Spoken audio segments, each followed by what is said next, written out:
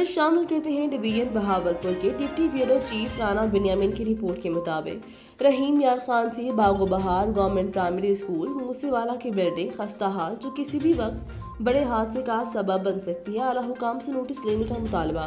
तफसीलात के मुताबिक खानपुर के इलाके बागो बहार के स्कूल मूसेवाला मरकज नवाजवा नंबर 3131-262 की बिल्डिंग अरसर दराज से टूट फूट का शिकार जो किसी भी वक्त बड़े हादसे का सबब बन सकती है। खस्ता हाल बिल्डिंग की कई बार शिकायत की गई मगर कोई टस से मस न हुआ। अरकान स्कूल काउंसिल वालिदैन राव अब्दुल हकीम, मोहम्मद इकबाल, मोहम्मद चाहे, चौधरी बिन्यामिन, मोहम्मद अमजद, मोहम्मद इखलाक और दीगर मौजूदीन ने एहतजाज करते हुए बताया कि महकमे को तहरीरी दरख्वास्तें दे देकर थक गए।